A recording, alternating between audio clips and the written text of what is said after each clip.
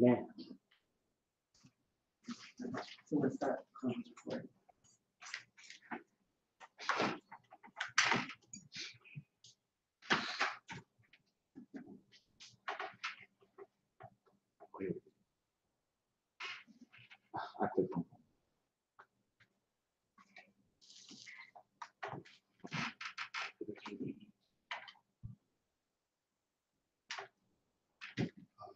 I clicked something in the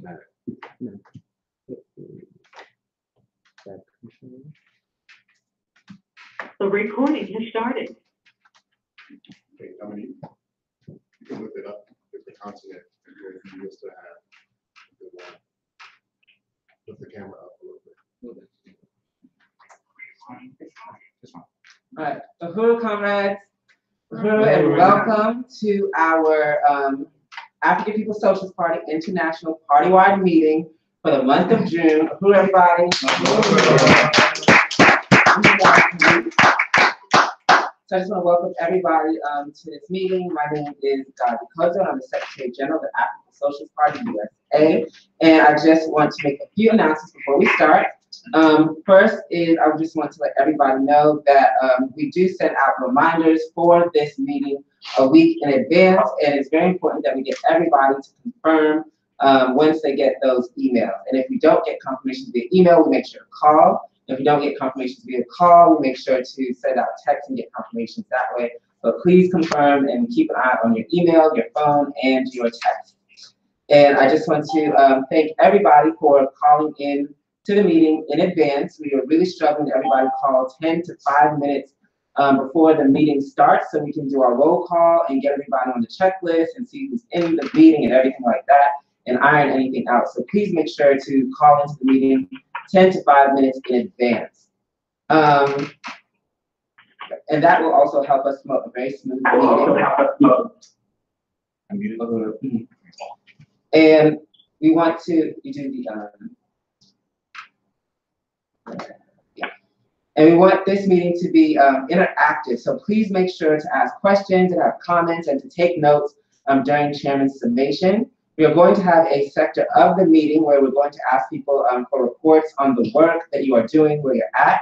So please be prepared to lay out in short what wins and contradictions you've been having this month, and how many spirits have you sold, where have you sold them, and what are you getting back from the people? All participants are muted, and they can unmute themselves. Thank you. And when you comment via phone or online, please make sure to leave your name, your location, and what area of work you are in. So if you leave a comment on the comment section, just say, for example, my name is Gabi Kozo, St. Petersburg, Florida, Office Secretary General, and ask your question, leave your comment. And if you do it on the phone, just say the same thing. And if you haven't checked in online, please check in now. If you haven't checked in online, please check in now. And at this time, I would like to just appreciate everyone that has made this meeting possible. I'd first like to salute Comrade AC for the phone banking and texting for this meeting, Comrade Anito for setting up the live stream and the phone for this meeting, Comrade David for setting out the emails, Comrade Alikia for pushing the branding and professionalism of the Office of the Chair, and Comrade Ikinge for setting up the agenda, and our Comrade Iquan for being our cameraman today. And without further ado, it is my honor to introduce the creator of African Internationalism, founder of the African Socialist Party, and leader of the African Nation, our chairman, Omali Yeshitela.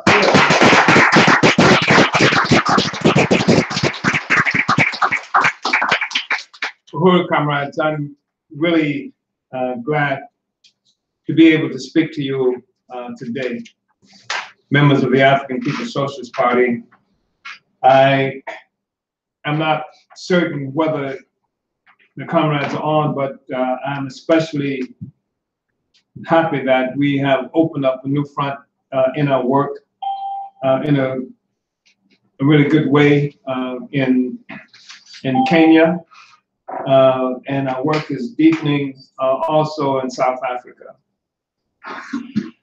Right now, our party is involved in pushing for our 7th Congress that's going to be held in St. Louis, Missouri in October.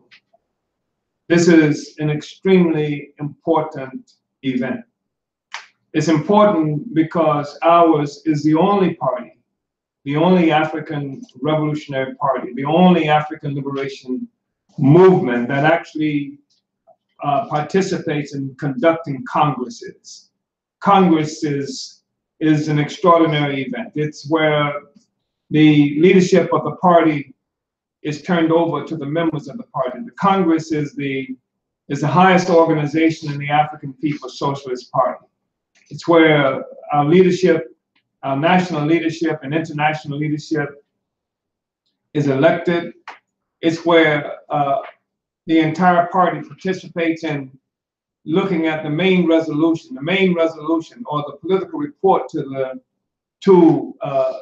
the Congress is something that sums up the world and our place in it, the various struggles that's happening in the world that defines our work, and that even explains why certain events are occurring.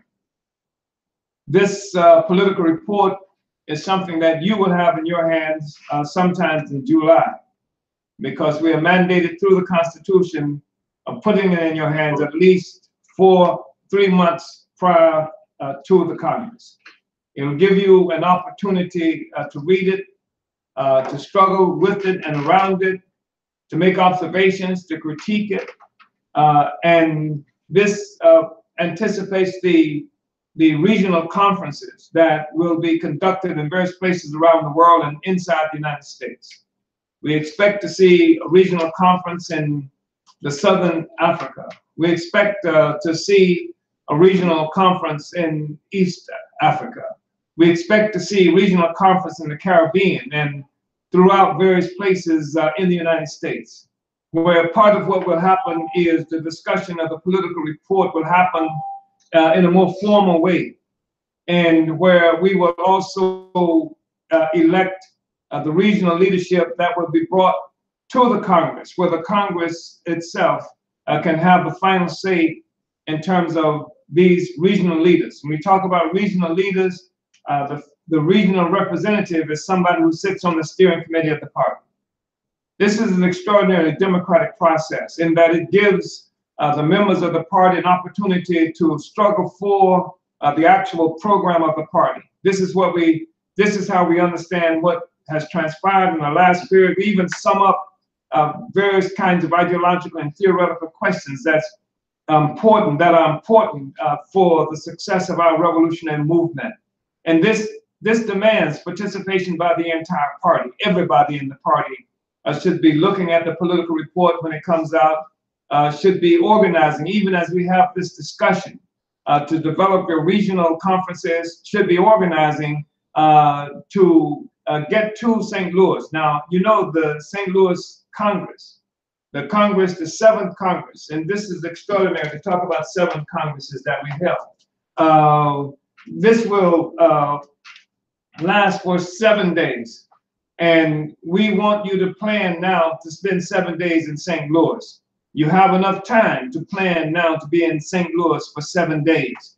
And that's going to be extremely important. You'll have an opportunity there to meet with not only the leadership of your party, but other comrades from throughout the country and throughout the world who are members of the party. And that's important because it helps us to it diminishes any sense of isolation we may have. Sometimes there are only 3 or 4 of us working in a particular place. But to know that the work that you're doing is also work that's being done by other comrades and sometimes on the other side of the world is really important. It's part of what helps to keep us moving forward. So the party's 7th Congress is going to be important. That's from the 6th through the 12th of this year, and in St. Louis, 6th through through the 13th. Well, I keep getting it different ways. The 13th, 6th through the 13th is 8 days, and so it's a 7 days, it's a week-long Congress, and everybody should be there. There are a few excuses for not being there. I mean, you have enough time for your grandmother to die. You have enough time to get sick, and to do all those kinds of things that's necessary for you to explain to your job, to your school, and what have you. You have enough time to get to prepare to get your assignments in early, what have you, if you're a student. But if you're not in prison, and if you're not in the hospital or something to that effect, we expect you to be there for the duration of the Congress. It's that important.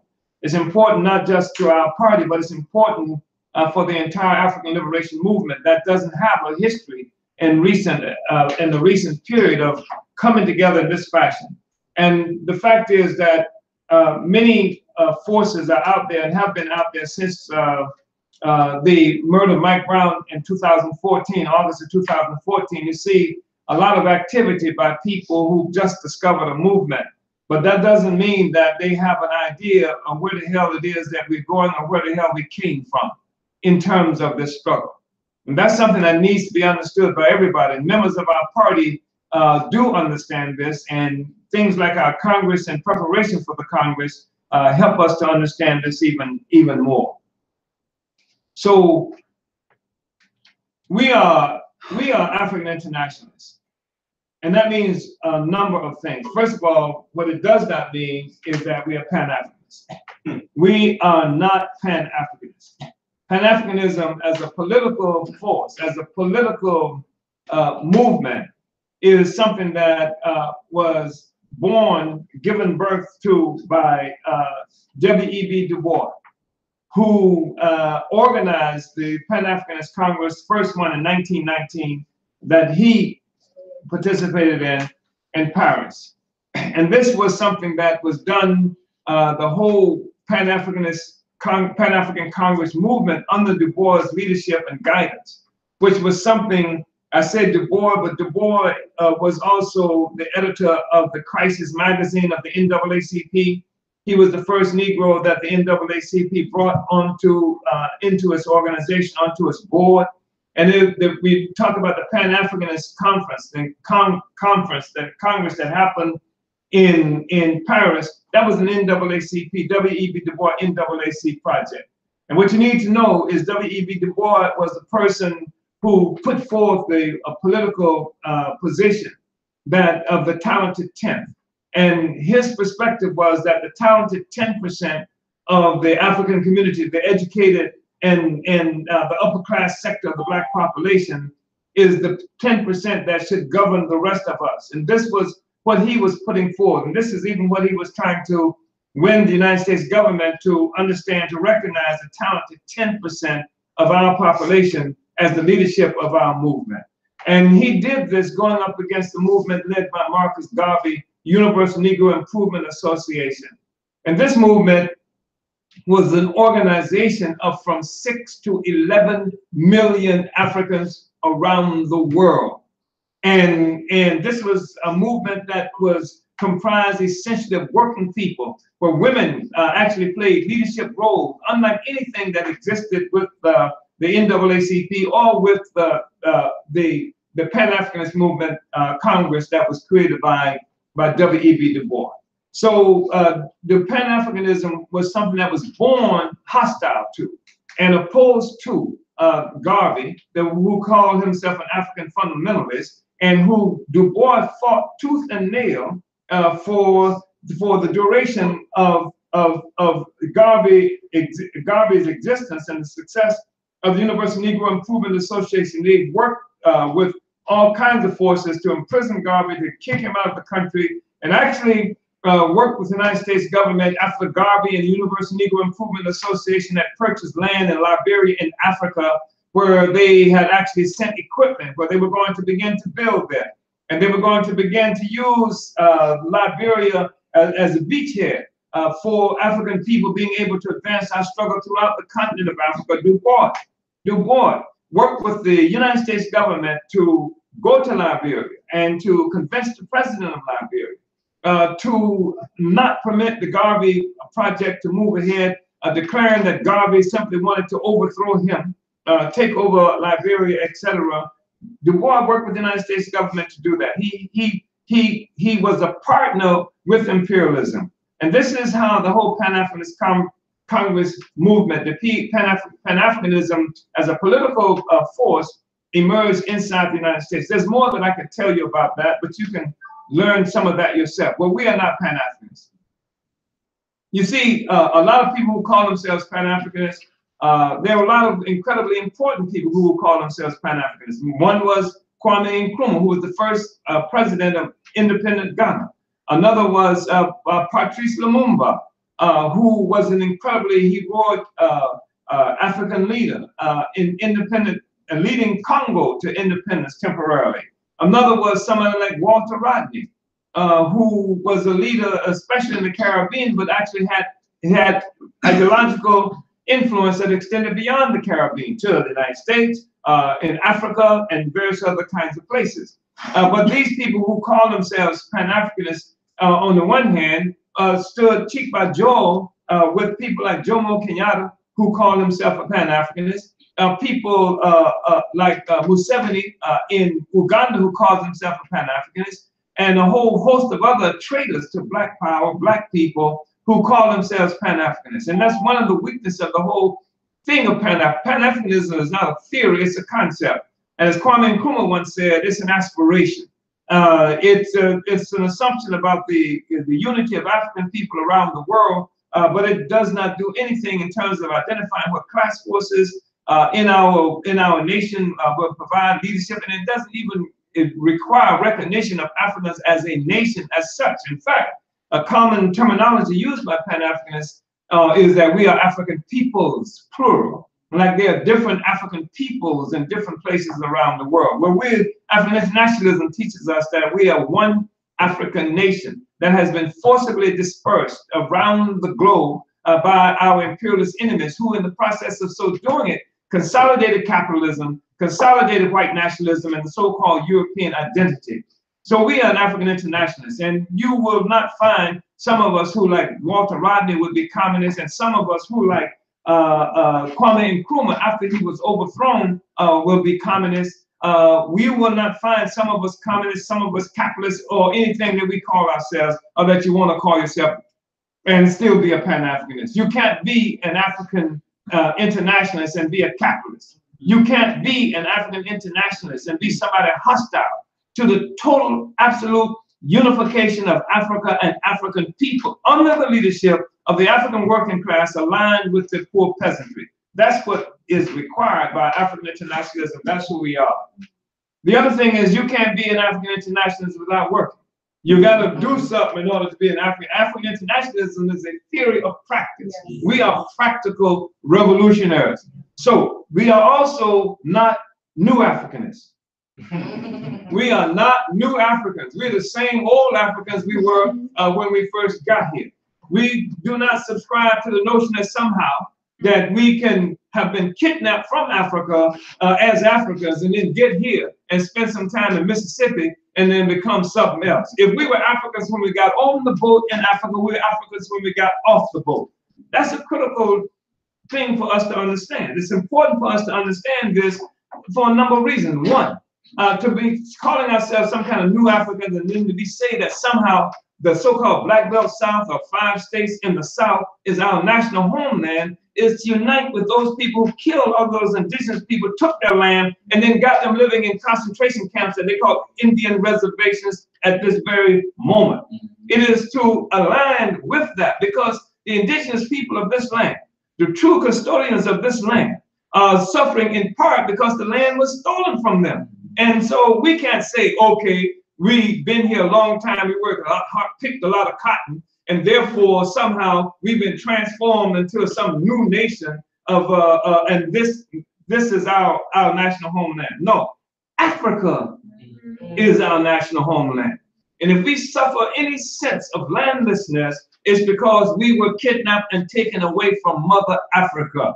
And it's our responsibility not simply to be here now that we find ourselves here, to desert Africa and desert all those Africans around the world and in Africa who suffer as a consequence of our being brought here. Africa suffers today on the continent of Africa because we are someplace in Mississippi, because we are someplace in Florida, Texas, or even in London, England. We have all these places creating value for white people and for imperialism and not for our Africa.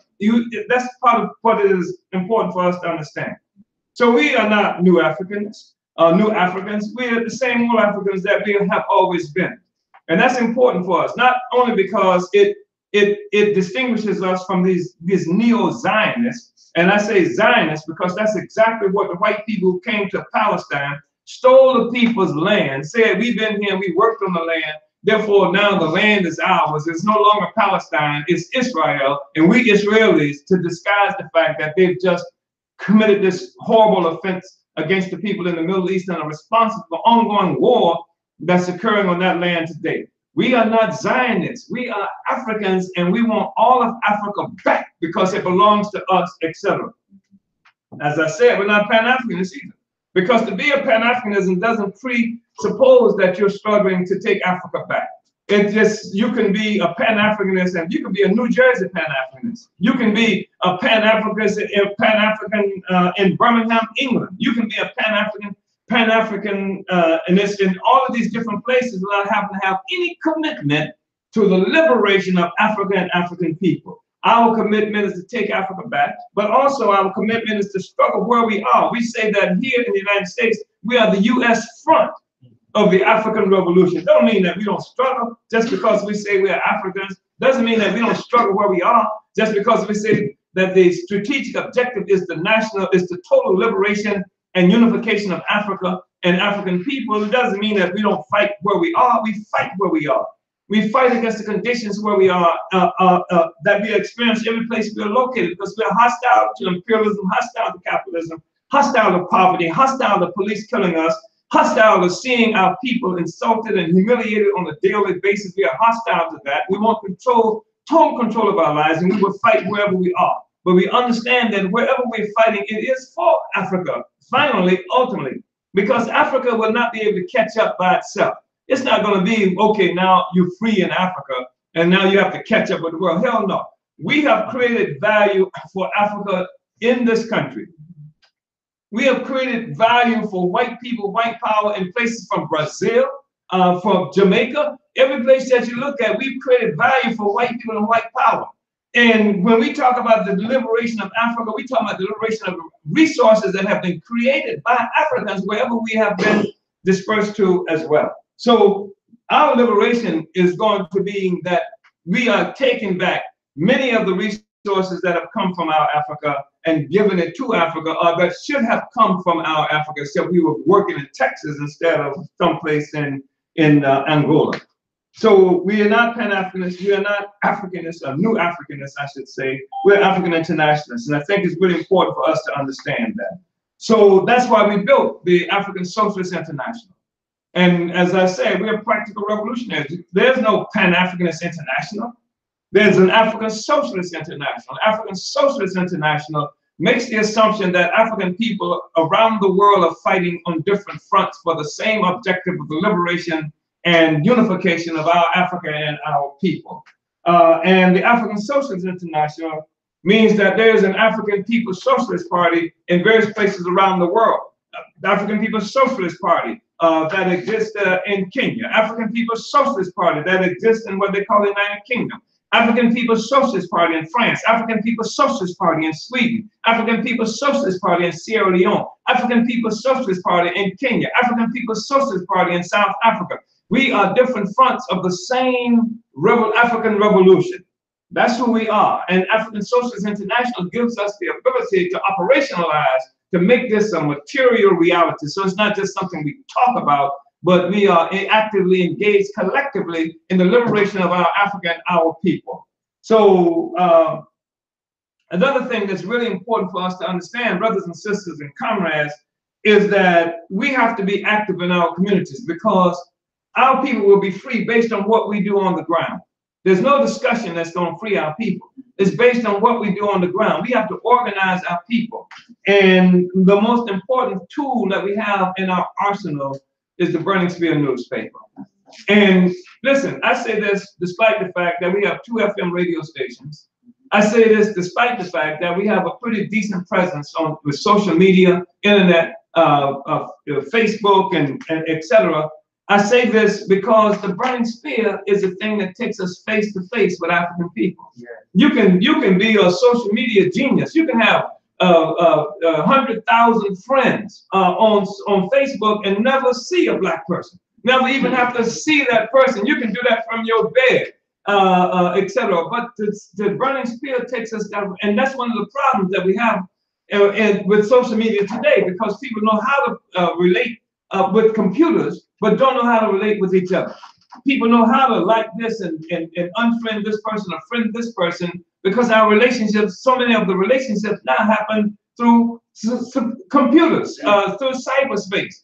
And as opposed to people talking to each other and connecting with each other, that's something that doesn't happen enough. But the burning spear newspaper, this is the tool. There was a person who used to be in the party and who had some problems because we were talking about selling newspaper when most people communicate, with smartphones, and most people communicate on computers, etc. Well, the reality is that with this newspaper in our hands, it gives us the opportunity to have a discussion with everybody. We can see anybody walking down the street and have an excuse to stop them and talk about what might otherwise seem the most esoteric discussion you would want to have.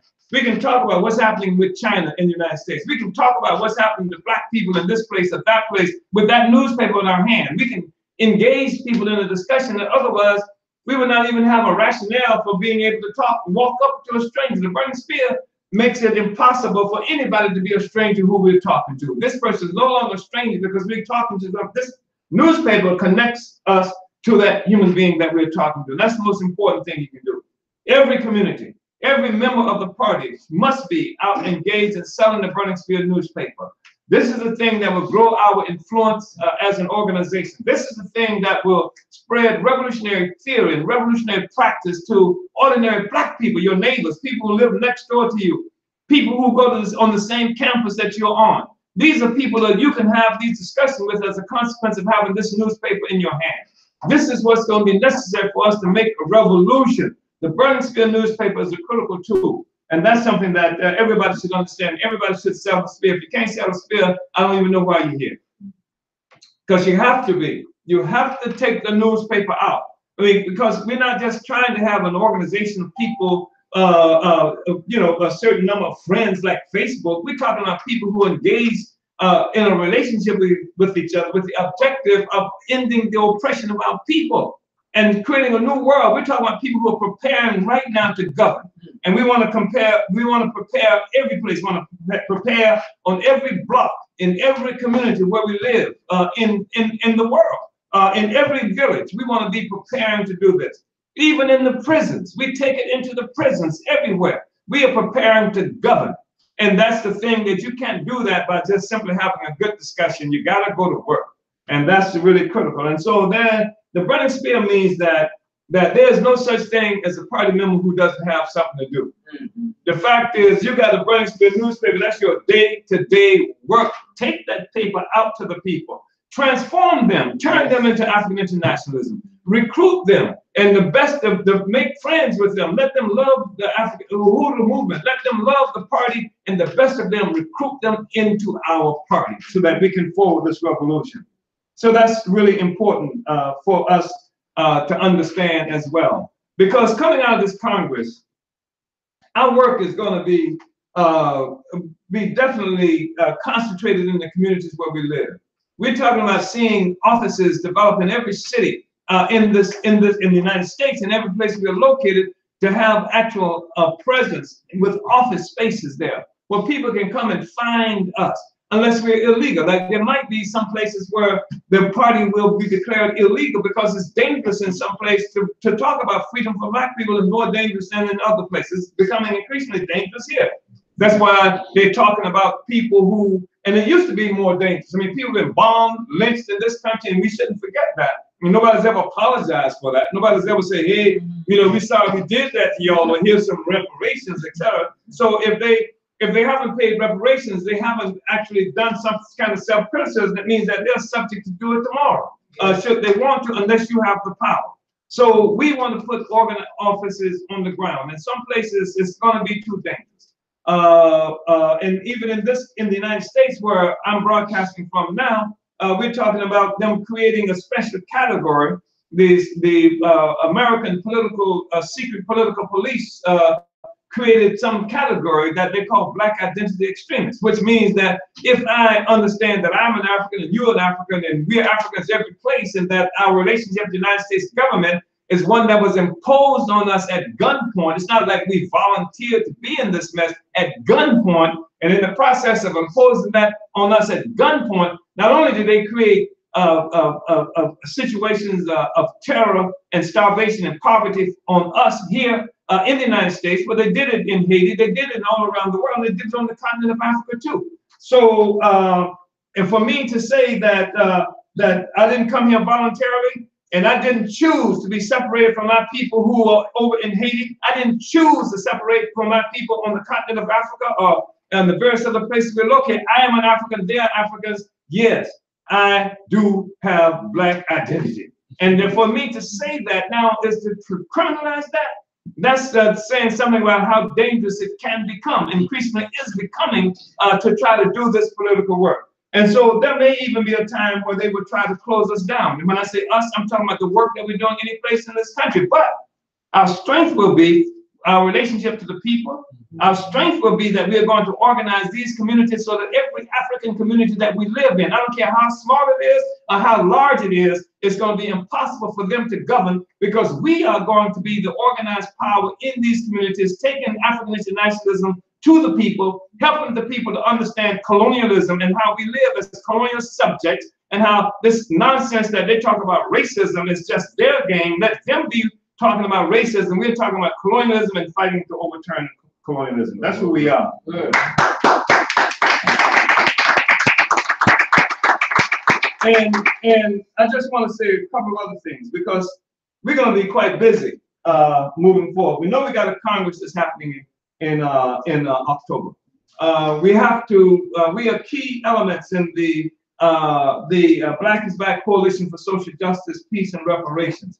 There's an important conference that's happening in August. I think that's what, August what, 11th and 12th in St. Louis, Missouri. Everybody out, everybody out. We need everybody there. It's going to be really important. And this coalition theme is going to be, there is no peace.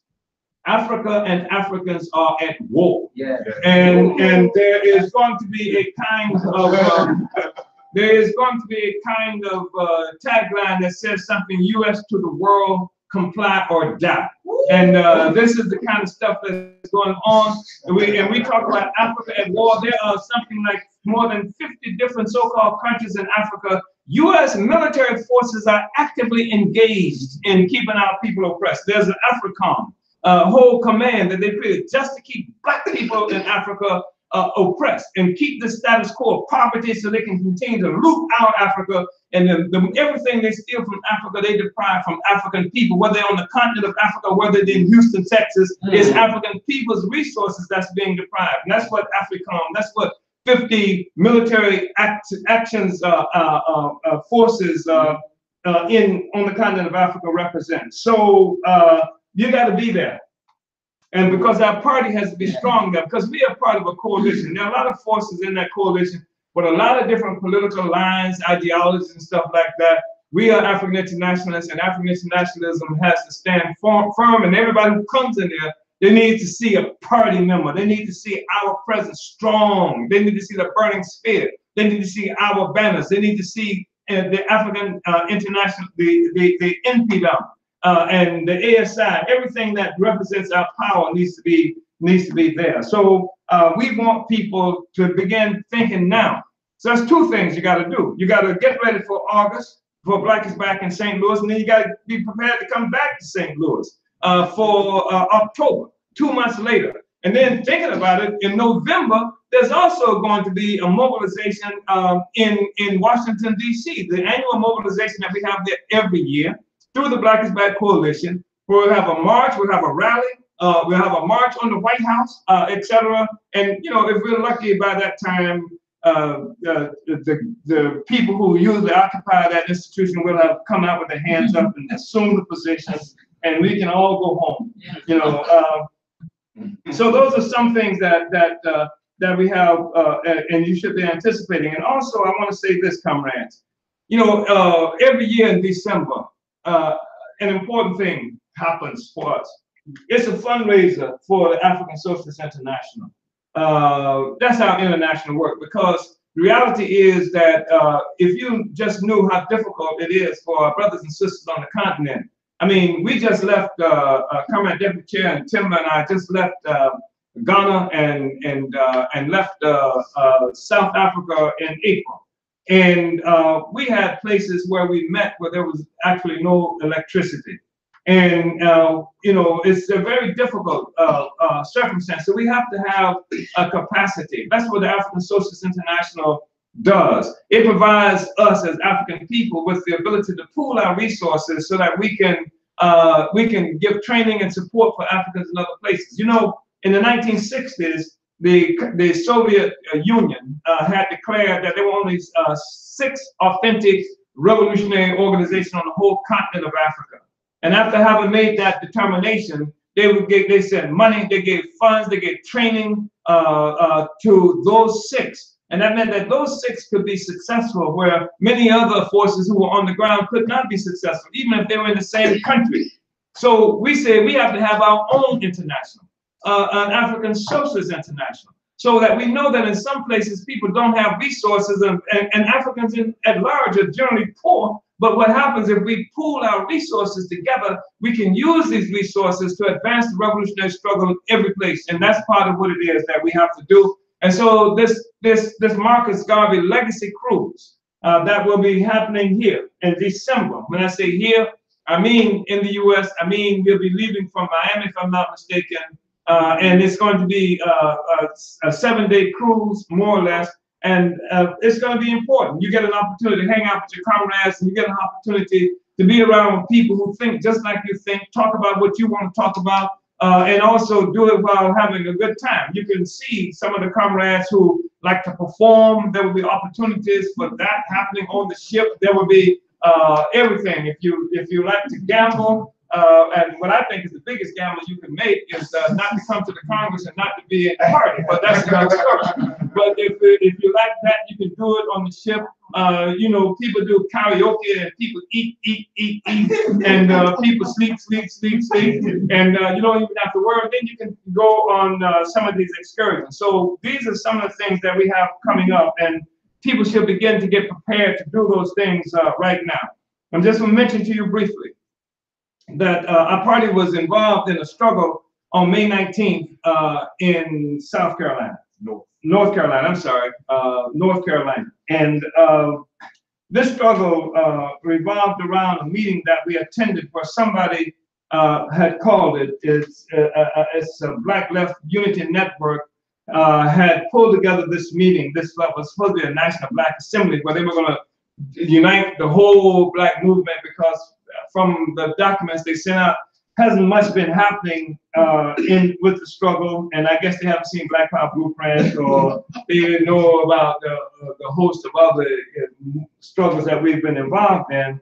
And so they had this conference that was supposed to unite the whole movement, and we went to that conference, this so-called National Black Assembly. And we went there with the expectation that we would simply make contacts, celebrating Spear, pass out our literature and what have you. And the other thing that we wanted to do is they had done a document that was supposed to be a unifying document that had talked about the struggle of Africans in this country somehow being centered around the Black Belt South question, where Africans had been transformed and that the Black Belt South was now our national homeland. We had issues with that, but our only purpose for even being there for that discussion was to just, during a period where it was open for discussion, to say that we disagreed with that this assembly being an assembly for unity. If you're going to put in there this whole question about the Black Belt South, which automatically eliminated anybody who didn't believe in that theory. And so what that meant was that it was not a unity conference, but it was a disunity conference. Because in order for us to participate, we have to cut our own throats ideologically, and that was not acceptable. So what we were to do was to go there and make that statement and let the people who were there hear that statement, and that was it. But what happened was and we'll send you a video on this so you can see some of this yourselves. But what happened is when Comrade Ghazi Kozo began to challenge the thing, the conference organizers panicked. And they had already panicked. They had already called one member of the party in North Carolina to ask why the hell we were coming in the first place. And they had already begun to scurry quite a bit once we showed up. But then the person panicked. And when he panicked, they started waving people off and telling them that they should stop us from talking. We got surrounded, etc. Comrade Akili took the mic and began to talk. And all hell broke loose. But the meeting was disrupted. And the meeting was disrupted by what this comrade did. He took over from the chair. Whoever was supposed to have been chairing the meeting got lost. We don't even know where the hell that person was. So that it was at a place where we were supposed to be questioning the paper and discussing that. They didn't want a discussion. So they panicked around it. And then we made some errors in that process of how, because that was all we were supposed to do. We made some errors. Because in many ways we personalized the struggle and what have you, and struggled in a way that the party doesn't struggle, that we never struggle, because we step on our own message when we do that, especially when it gets personalized. But the main point is that we did not disrupt that conference. That conference was disrupted by the conference organizers because they did not want to have anybody question, how can this be unity if you've loaded it with a statement that clearly means that the party and other forces cannot participate. So we'll send you a video of that, and the only reason we're doing it is because we just think it's important for you to understand what happened. There's some possibility even that there will be some kind of discussions happening in social media around this question. I say social media because most of the people we're talking about are not doing too much on the ground.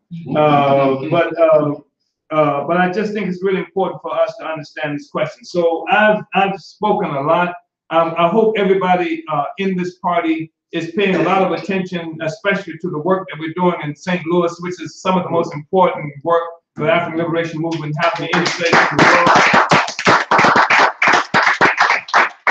world. The Black Power Blueprint campaign that's transforming a 9,000 square foot building into a new Uhuru house. And across the street, just 2 days ago, I think it was, we began a demolition process that took down 2 huge buildings, properties that we now own, and where we are going to establish a One Africa, One Nation marketplace. So this impoverished community will be able to have the ability to begin feeding ourselves, getting quality foods, things like that. And we're in the process of opening within the next period the Uhuru Jiko kitchen there, and the Uhuru Cafe, bakery cafe.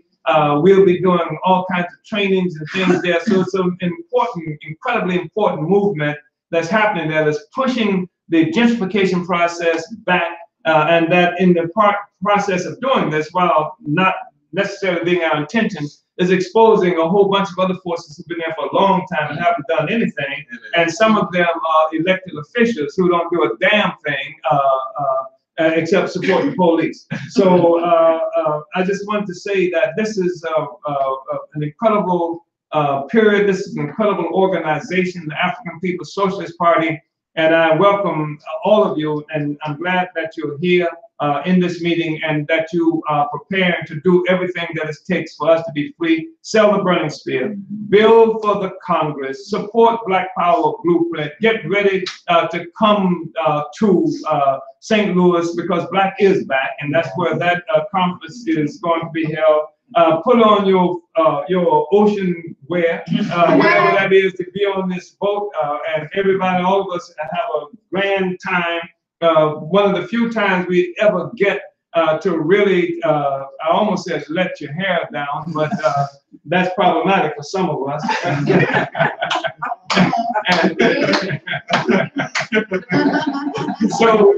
So comrades, I just want to say, Uhuru, we are winning. We are winning.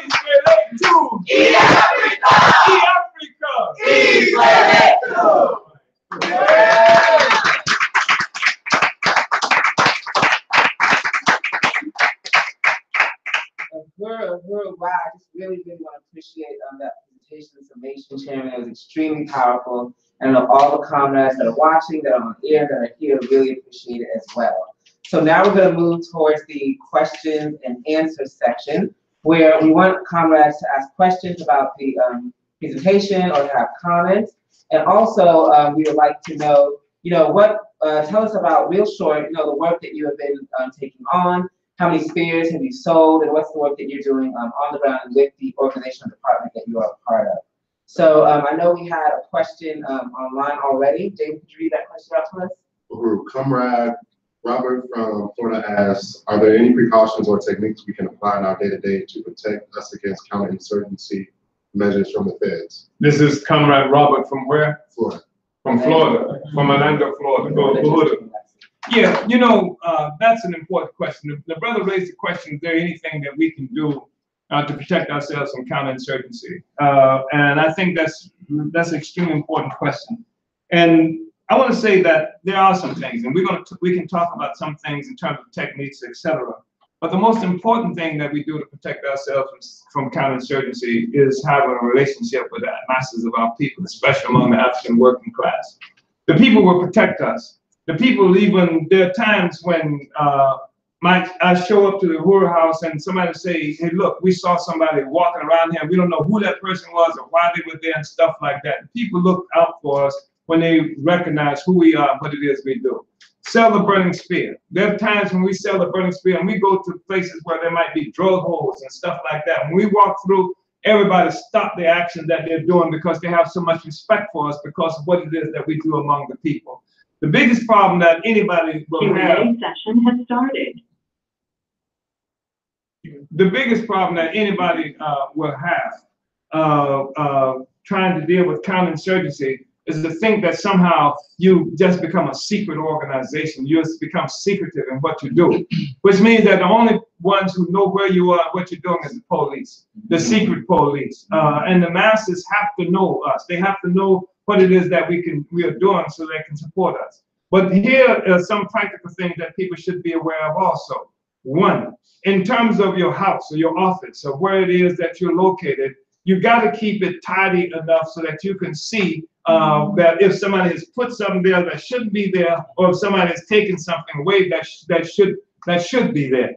You got to be able to notice if something has been disturbed in your house. If your house is so raggedy that somebody can put something in there and you don't even notice in there, or take something out and you don't even notice it's gone, it means it just opens the door for counterinsurgency activity by the state. Two, you don't want to do anything that brings you into a relationship with the state if you didn't plan it yourself. That means how we drive, how we move, etc. We don't want to call attention to the state because the state will kill you. Just on general principle, even if it doesn't kill you, what it would do is take you out of motion so that the whole party, the whole movement can be undermined as a consequence of that.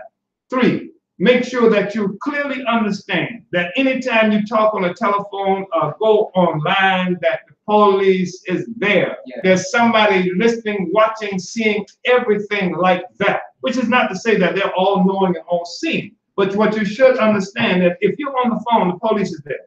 If you're on that social media, the police is there with you. In fact, they got a social media police. I've seen people actually get arrested because of stuff that was on social media that wasn't even criminal, etc. So this is something that you should also understand. And there are other things like even if people in the party, in the organization that you're with, people who disappear all the time, who you can't find at certain times, people who take on certain important assignments, and then really important assignments, and then when it's time for it to, whatever it is that you're doing, they didn't do it, so that the thing is designed to fail. You must, be aware that you must uphold democratic centralism and the basic principles, struggling against liberalism, struggling against subjectivism, struggling against adventurism, because these are the kinds of things that will allow the police to attack us, and sometimes the police will create that and put forces in your organization who will do that. Put forces in the organization to engage in crazy discussions about let's get some guns and do this, let's blow this up, or this kind of stuff. This is stuff that they will bring in to be able to justify arresting you. And we've seen that happen to so many people, not only in the recent period, that stuff was happening in the 60s as well. So there's no real course that we can give in this short period of time in terms of how to protect ourselves from counterinsurgency. But I would tell you this, organization and a relationship to the people, that's the best protection that you can have. Uhuru. Okay, and now we're gonna open up the lines. And I just also want to be so critical that I forgot to introduce our two comrades and entity members that are here on the table with us. We have Deputy Chair Honorable Zaneya Shatella. We have Director of Agitation and Propaganda, Akila Anayi. Q&A session is over. All participants are unmuted. Uhuru. So now the phone lines are open and online is open. So does anyone else have any questions or comments? Uhuru.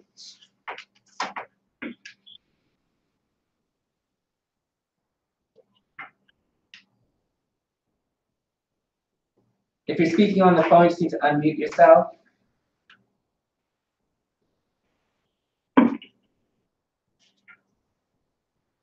Is there a question on the line? Yes. Can you read it? Uhuru.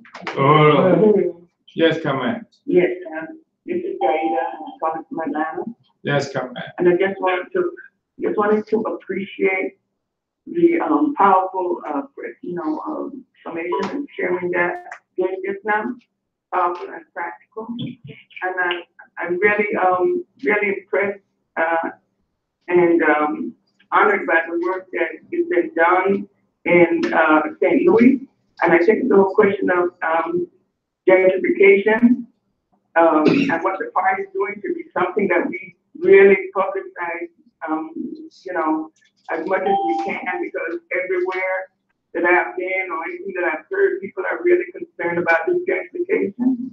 And I think that if we should put it out in a big way. I think it'll give a lot of leadership to people who are, wondering how do we move around this gentrification, and at least to validate the party and, the politics that we're putting out. So I think that we should really take advantage of pushing the gentrification that's happening not only around the country, but even around the world. Yeah. I also am very, very glad to see the Uhuru Bakery and Cafe coming back. I just think that was, when we had it in Oakland, that was one of the major organizing points that we had. And I think it will really facilitate that work that is happening in St. Louis, to see the bakery, coming back. I just think it's really great. And I just want to commend Comrade Ona for, really pushing this work, forward.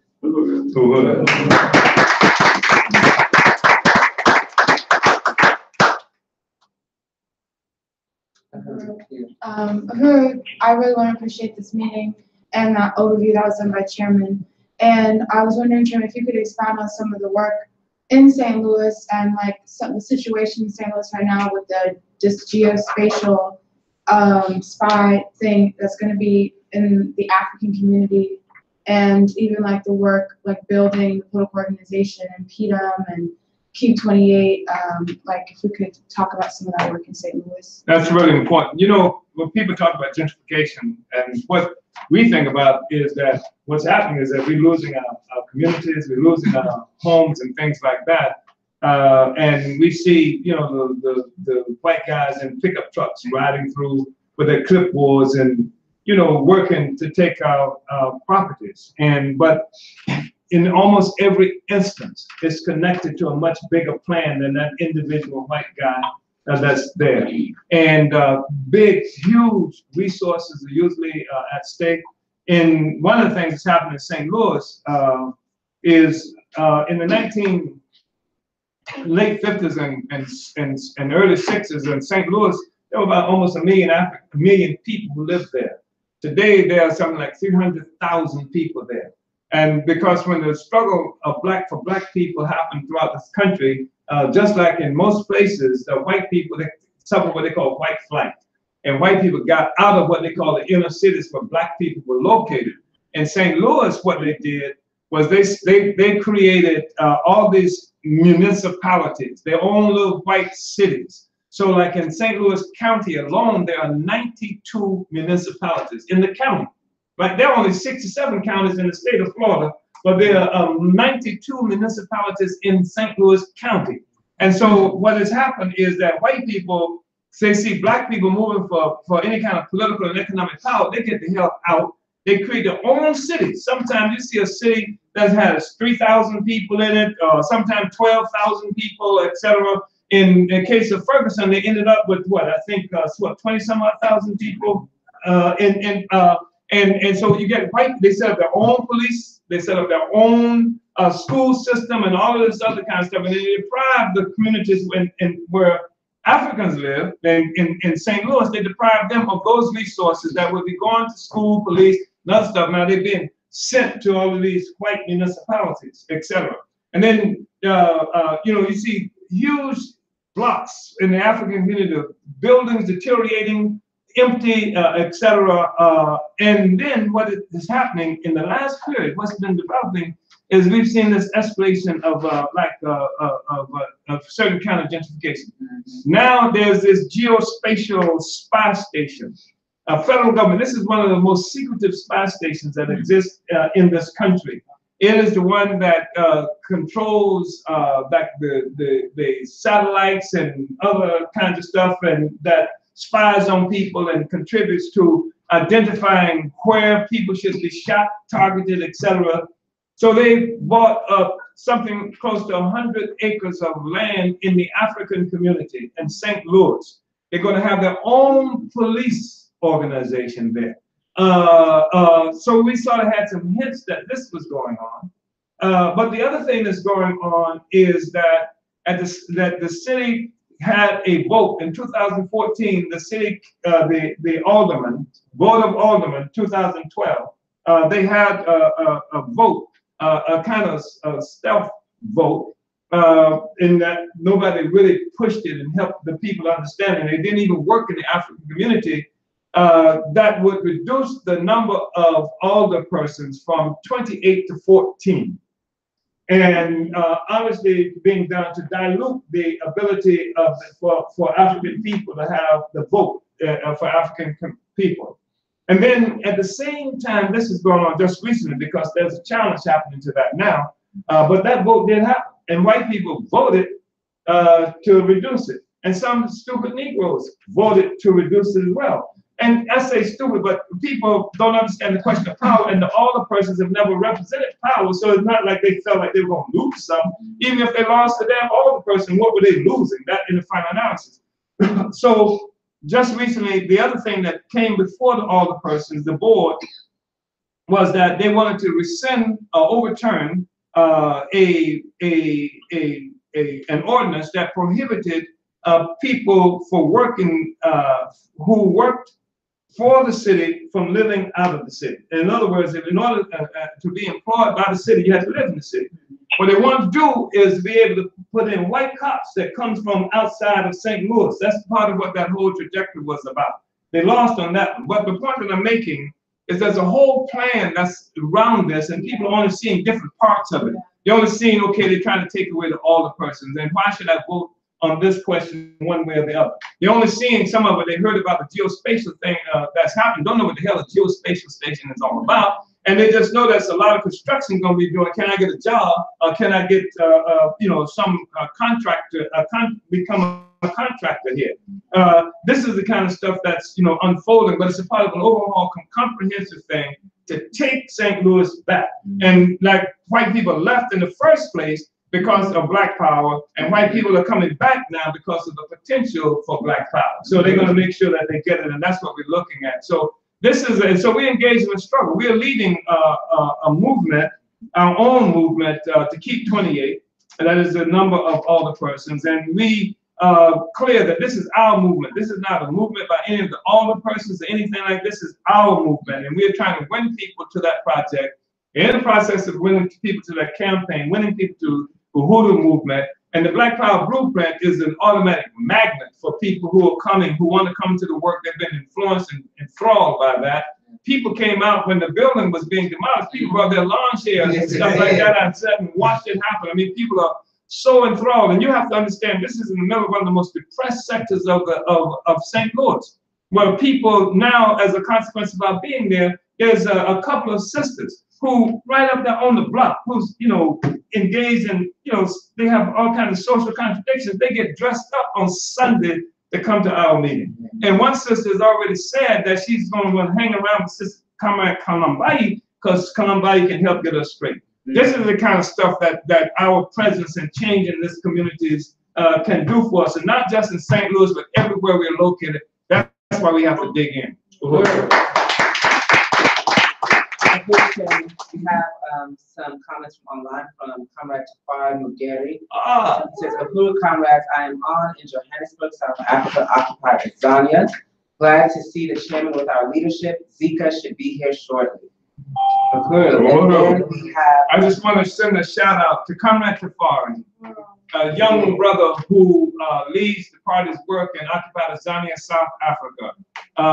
He has been putting together an incredible group of mostly young Africans who hate the situation in South Africa, who are tired of not just corrupt politicians, but sellout politicians. Because you don't have to be corrupt. Imperialism is not bad because it's corrupt. It's bad because it's imperialism. Right? And the same thing is that when you look at the politicians, these brothers and sisters in South Africa, especially young people, are tired of them. These people, they're supposed to be free. In 1994, the revolution is supposed to have been won, and yet we in worse shape. I said 94. Did I mean 94? Was it 94? Yeah. And Tafari has, really, taken this thing on, and he's just a very principled young African, and we're building in various places in South Africa right now. We're building in various places, and they're organizing also for the regional conference that's going to be happening pre-conference.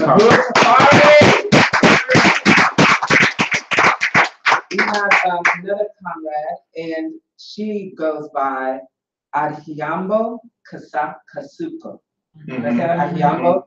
She says, Uhuru chairman, salute from Nairobi. Is the party making any arrangements to accommodate comrades from the continent to participate in the October Congress, like through video link? Uhuru. That's a good question, and the answer there is yes. There's some comrades who will be participating through video, and what we're hoping is that also in terms of the conference, I'm hoping that we have comrades on the continent who haven't met each other, who are in different locations. And I'm hoping that the pre-conference Congress conferences will facilitate that too, so people can get an opportunity to participate in the conference together. But yes, we will be doing everything that's possible to facilitate participation. We want you speaking to comrades at the Congress from Nairobi, and we want comrades in occupied Zania. We're trying to get some people here. The U.S. government, as you know, is a terrorist organization, and it is opposed to African people getting together with each other. And it's very difficult for Africans to come to this country unless you come in chains. The way I got here, there was no visa issue when they brought me here, but they've changed considerably since then. So yeah, we will do everything we can, comrade, to get to make it possible for you to participate. Good.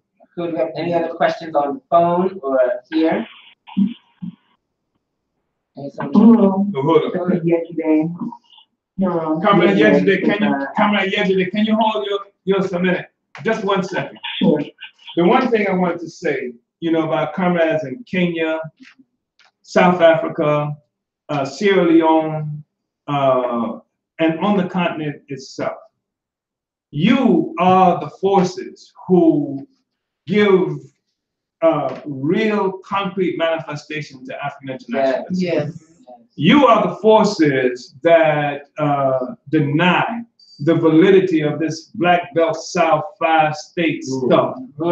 You are the forces that help to deny the legitimacy of some kind of revolution that's going to happen in South Africa, or a Kenyan revolution, or a Somali revolution.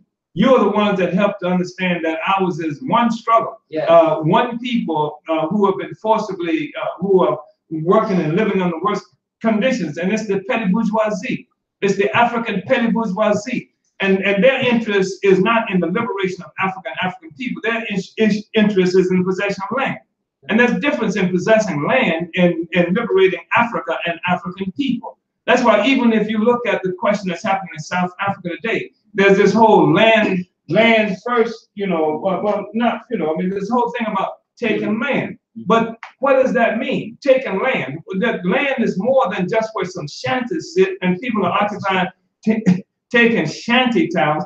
What the hell? So now you got a shanty, you got a deed to a shack on a shanty. What is that about? It's got to be about more than that. It's about overturning this relationship, and all the land in all of Africa, including South Africa, should be in the possession of African people under the leadership of the African working class and poor peasants. That's the thing that really must be understood, and that's the thing that you validate by this participation, because in addition to me being able to say that African people want to go back to our Africa, you got to be over on the continent saying, come home. Yeah. There has to be a clear discussion like that. One Africa, One nation. Yes, you can. Come I on, just want to speak to the comrades in the NCC and everybody else who are also in the room. And I wanted to just reiterate, first of all, I appreciate this meeting and really appreciate the fact that comrades who are on here from all over the world, I think it's just, it's just like the chairman said, a real manifestation of African internationalism. And I also wanted just to reiterate a few things that the chairman, what you said in terms of like the upcoming events that we have going on in the party. I do want to make sure that people, Africans in the party who are in the Northeast, know that we're going to have a regional conference in Philadelphia, and that we will be calling on African members to participate in the next regional conferences in Philadelphia at the end of July. So please stay tuned for that. And then also that I'm also over the registration for the Congress, and so if comrades are any difficulties with registering for the Congress or have some questions, the chairman's calling for everybody to come for the whole entire 7 days.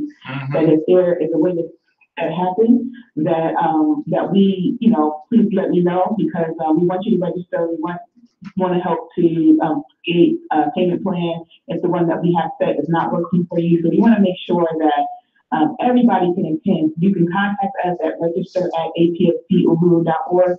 I'm on Facebook as Yeji Day, and I'm on any of the social media as Yeji Day, so please contact me so that we can get that resolved. And then finally, I wanted to direct the question to Comrade Ona, and I don't know if it's appropriate to say this here, but I really appreciate and salute the work that you've been doing in St. Louis and overall, the overall economic development work for the party. I mean, it's really, it breaks us apart from every other so-called Black nationalist organization out here in the world, and it makes us real.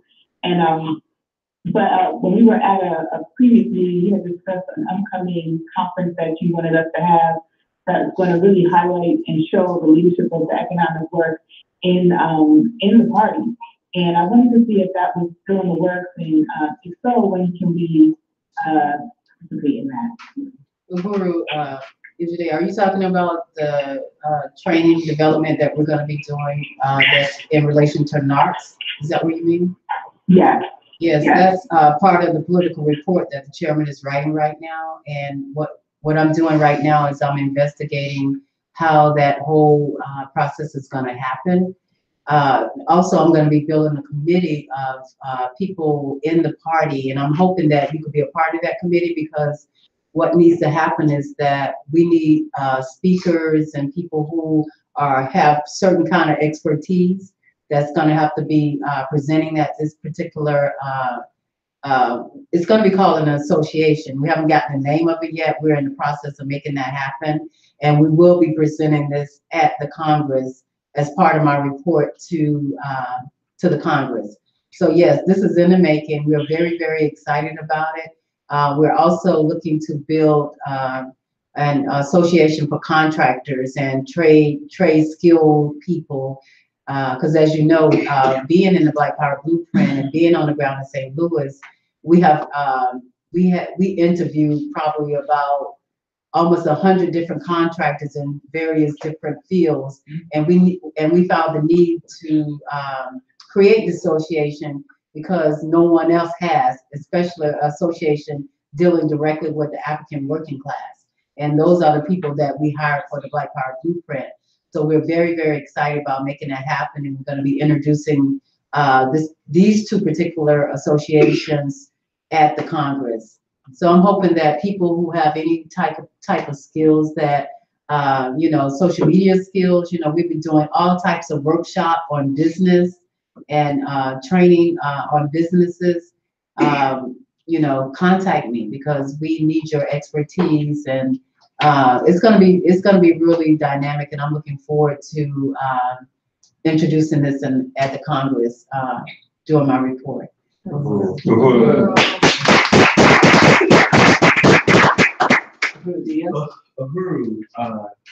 Everyone, just really want to appreciate this meeting and, appreciate that powerful presentation that you gave, Chairman, and everything that has been stated so far. And just to say, I'm so damn proud to be a member of the African People Association. It's just really surreal, to see the work that we're doing and to see it manifest in such a real way and to see it happening at such a fast pace. I was sitting out, I was in the radio room and I saw when the live stream came on, when the demolition had started in St. Louis, I stopped everything, turned the music down, and just was, glued to the computer screen, and it's just so great.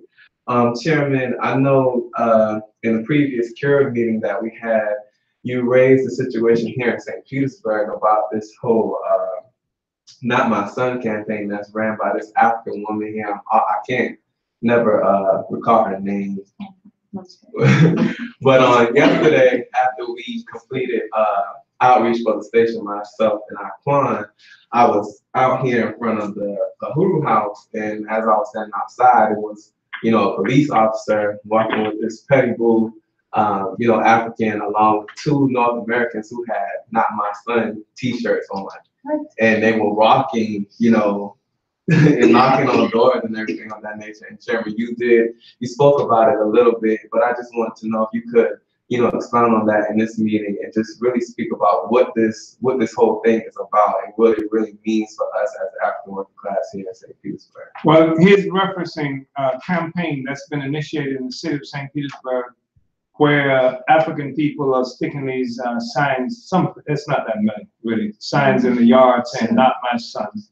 And it's supposed to be something that is a response to horizontal violence, Black people killing each other. And it's something that is done in St. Louis, it's been much more quantitatively in St. Louis than here. Why don't something like, let's stop killing each other, or something to that effect. And what this is a campaign that's being raised by genocidal colonialism, that oppresses, kills, and create the conditions in our community for your son to get killed. It's a campaign that allows African people to participate in blaming ourselves for what the colonialism is doing to us. So the whole assumption that I'm sticking a sign up saying, "Not my son." Well, you should be in front of the city hall with that sign, or the police station with that sign, or something like that. But you stick it in your own yard, and which is an indictment of yourself. It's an indictment of the community, and they do the same thing, like I said, in St. Louis, and I'm sure that they do it in other places. I'm sure that there's a model for this, that someplace, a prototype that they use. And so this is and the thing about it, however, is this. What we will learn is that throughout this country, in every African community, and I'm probably sure it's throughout the world, that there are only a handful of African people who actually participate in like political life actively, and they're the ones who get people to go to vote. If they go to vote, they're the ones who do vote. They're the ones who run for office. They're the ones who run the neighborhood association, things like this. And they are a handful, but they give the impression of being thousands because they're the ones who speak for us. And the problem that we are dealing with and that we have to confront with as a party here in Kenya, in South Africa, and every place we're located, that we have to bring the African working class under its own leadership through its own party. You see what I'm saying? Because That's the thing. We have to take possession of the majority of people who do not participate.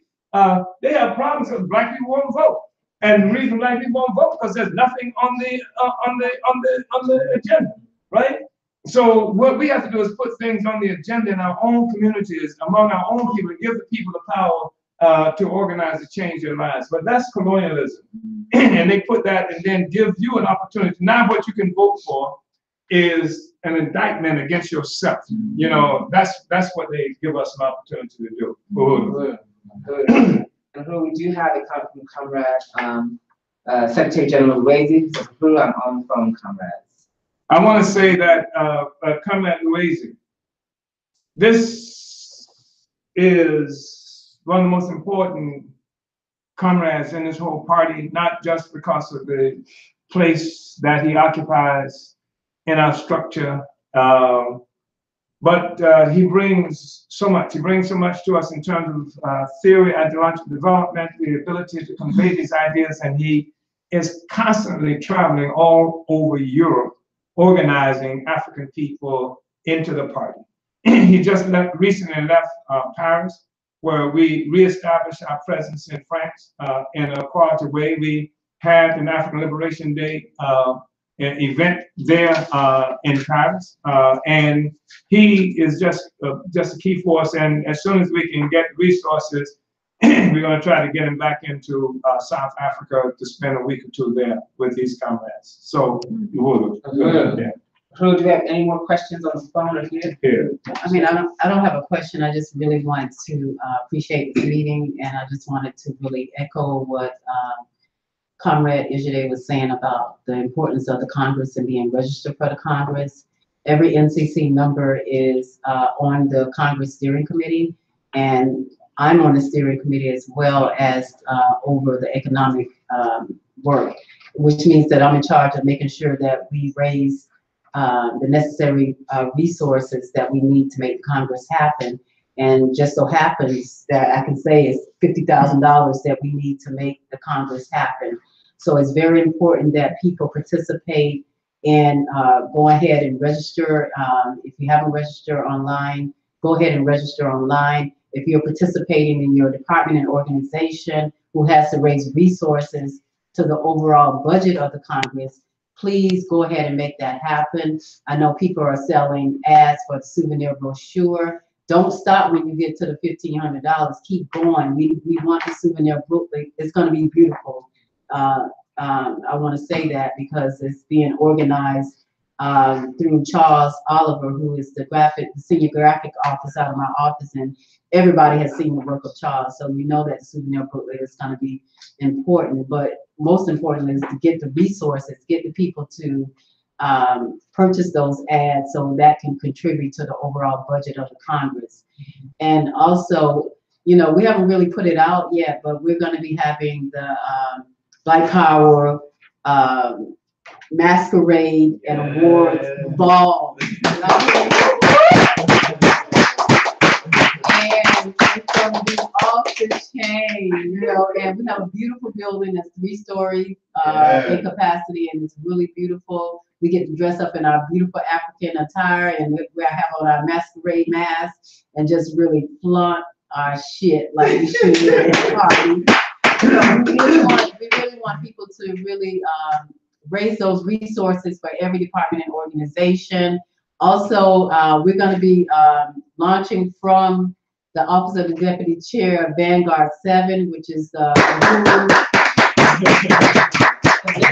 Uhuru Lipstick limited line that's going to be coming out. You know, we have colors such as Cadre, we have Mother Africa, we have a line, a brand called Revolution, we have Black Power, Ease, Waylay 2, and we have one called Solidarity. There's one more that I just slip in my mind right now, but that should be coming out in the next week or so. So, you know, men, you know, you want your woman to look revolutionary, buy that lipstick on. And women, you know, we're African women, so we have to really look good. So it's gonna come out. We want to come out with a bang. That's why it hasn't come out yet. It will be launching. Janaba Phillips is gonna be the face of the line, and she's done a magnificent job with promos and videos and pictures, and we're just trying to put everything together before we launch it. It's gonna be a limited edition, but Chairman seemed to think that it might be something that can really take off It is. in the future. And also, we're gonna be. It's so good. I've seen some of the videos. I mean, some brothers gonna be getting that stuff.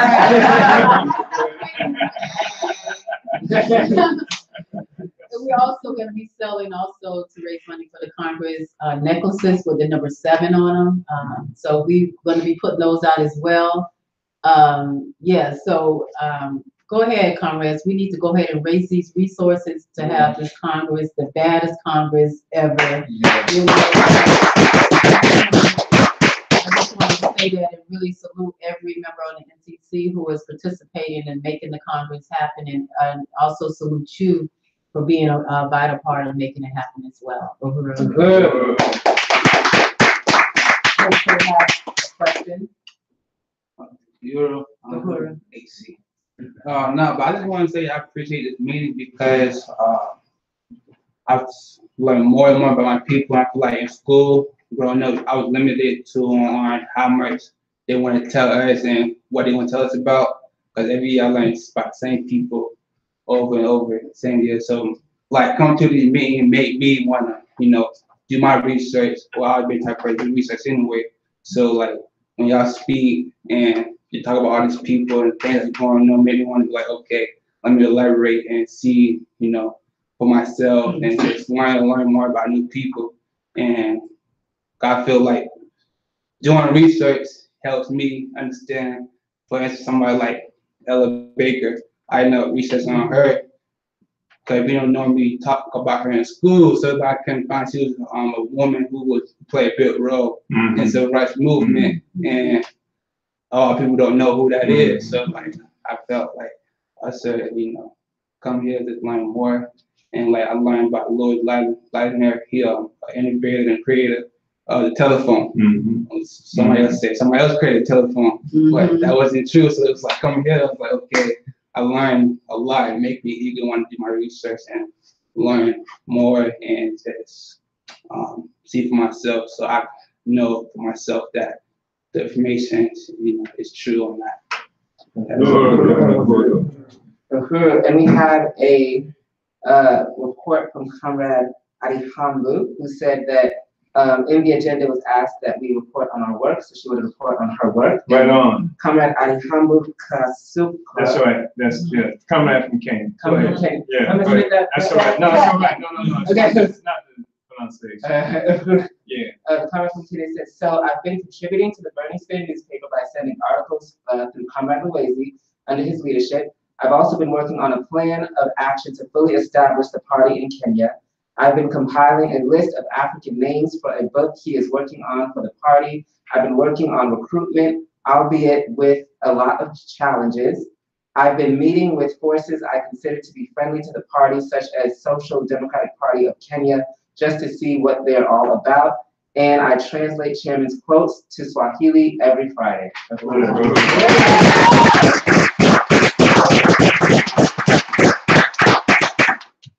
That sounds like my comrade of the quarter. Okay, do you have any questions on the phone?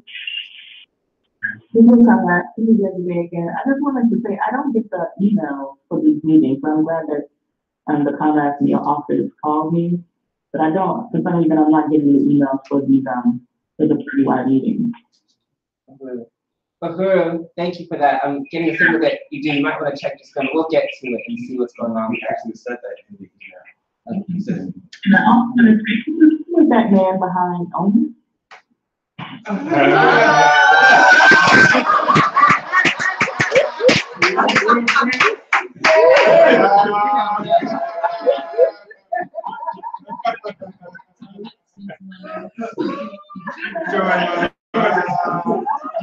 You talking about that bald head? Chase them bald heads. We only have like 6 more minutes on the phone. So if you have any other questions. Yeah. So this is from Comrade Naya, who's in Atlanta, Georgia. She says, Uhuru, I'm happy that I stumbled upon the Burning Spear. It is what led me to join the African Socialist Party in this discussion with the neighbor. Splendid. Splendid. Any other questions? Naya, I want to see you at the Congress and, you know, and talk to comrades here in Florida if you have, because it would be good if you can get to St. Louis for the Black is Back conference as well. And so, you know. Chief copy editor. Yeah, chief copy editor, right on. Yeah, splendid. Yeah, good. Uhuru. Okay, any other comments or questions on the phone? We have 6 more minutes. This is Comrade Mentor from Las Vegas. So the chair for the work that they are constantly doing. And I wanted to also recognize growing up in the Bay Area, growing up in Frisco, and maybe you had experience in the Fillmore area, as well as in Oakland. Yeah. I saw that white flight. I saw it happen. Yeah. You know, and then I saw this gentrification happen. And I also wanted to ask the chairman about his thoughts on what's going on with Ghana, AFRICOM, and you know, how our comrades of the ASI, how we and the comrades on the continent will address that. Uhuru, I just want to say that this AFRICOM thing, which is a whole command, U.S. command that they have developed to cover the continent of Africa.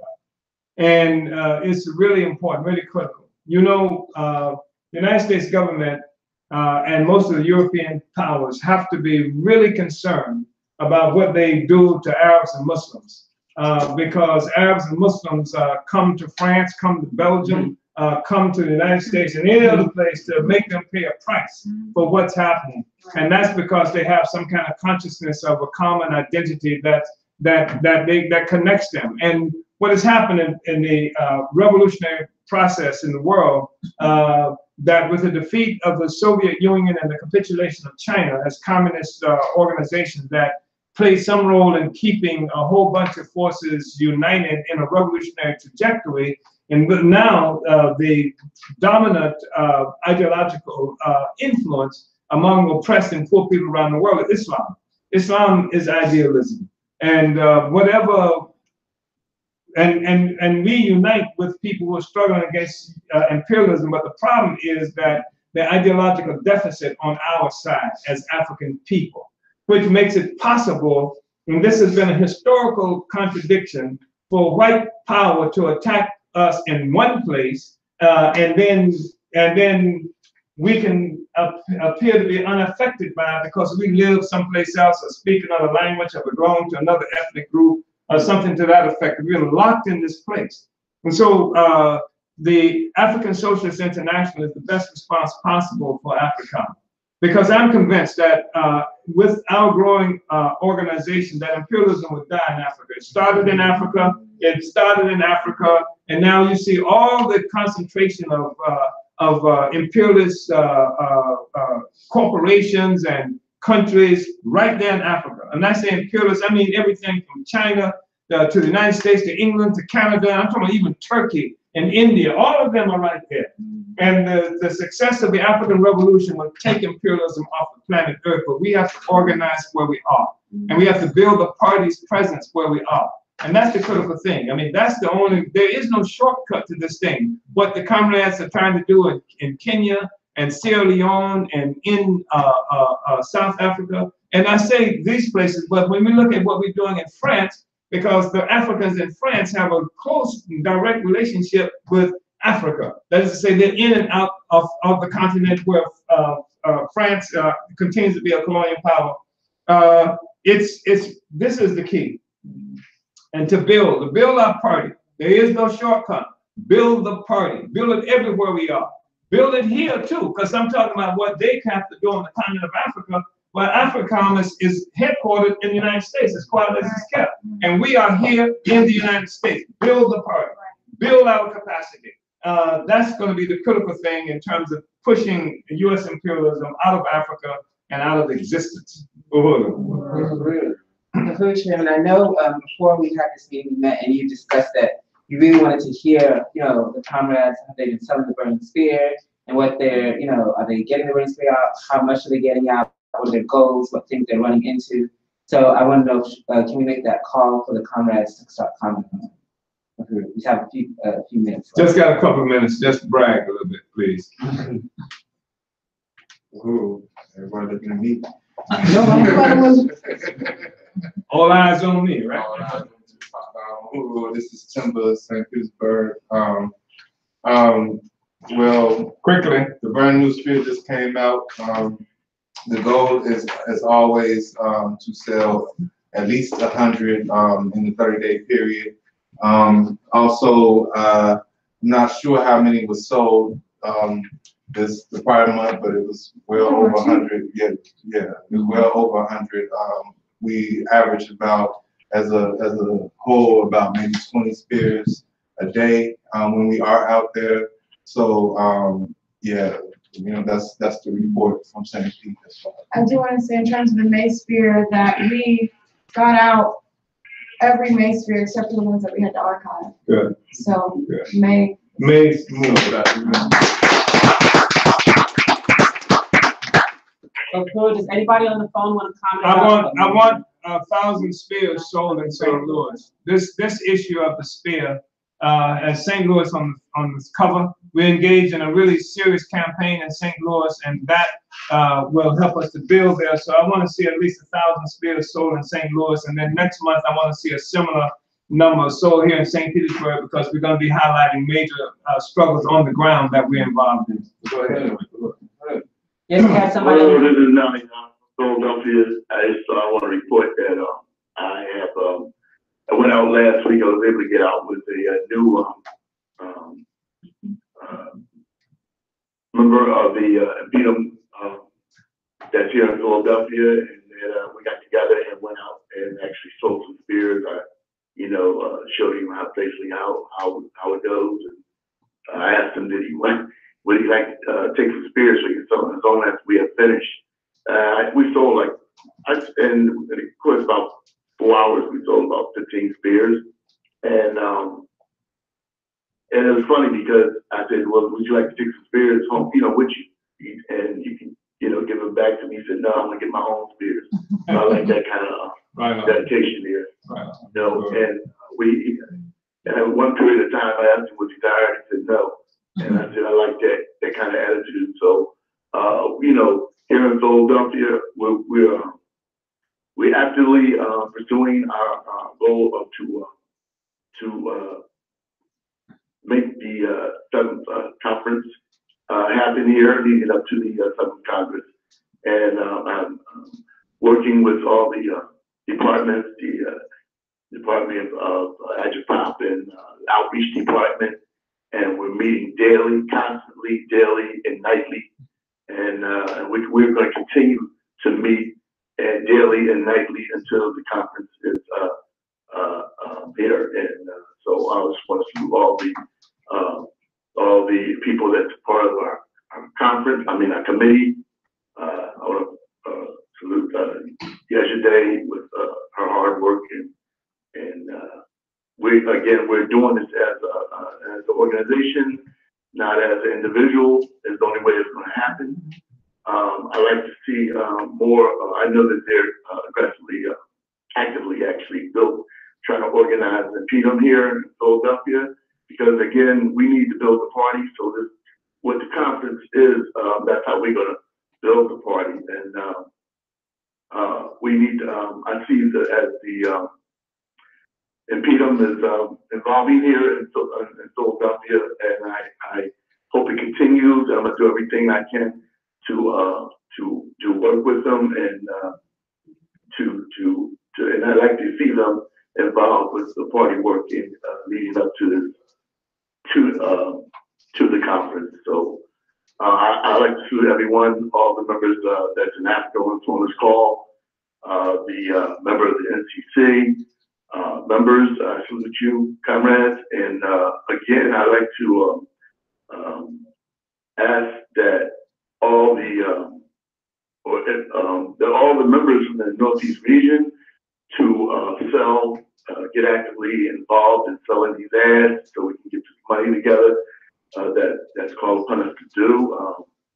I sent everybody the packets. And Deputy Chair has outlined an excellent strategy, and we have to get out there and utilize it. And you know, a lot of people are sitting back, and I know it, and they know who they are. You know, so we don't have time for that liberalism. We need to get out and work hard to get these packages, to get this money together for the Congress.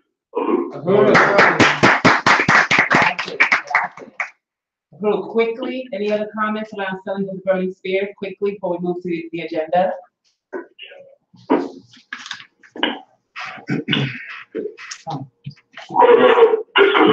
Minister from Las Vegas. I have to be self-critical because I just ordered my spears last week, and I am self-critical. I'm ready for them to come in now. I ordered them. I think it was like the beginning of, actually the middle of last week. But what I will report is when I have sold my spears.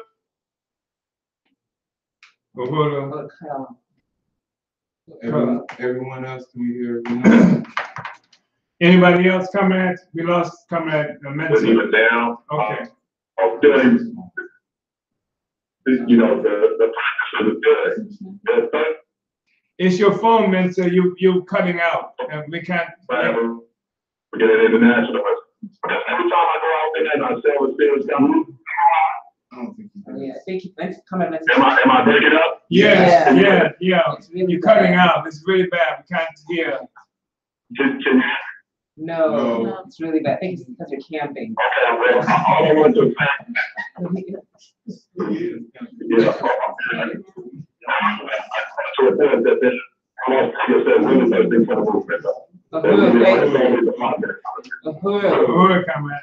Anyone else really quickly?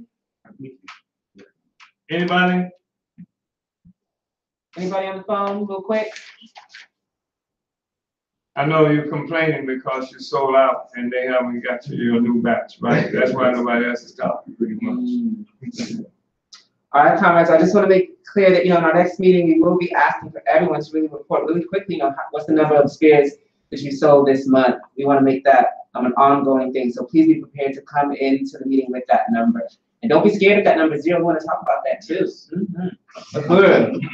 So now we're moving forward. No, we really do want to talk about it and see how to get that number up. That's exactly what these meetings are for. So now we are moving to. You should be selling the Burning Spear newspaper, comrade. Yeah, absolutely. So now we're going to be moving toward. Especially all the smart people. Yeah.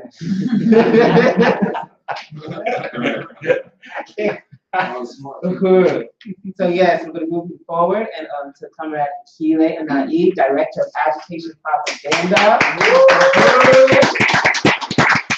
Chair of Communities United for Reparations and Economic Development.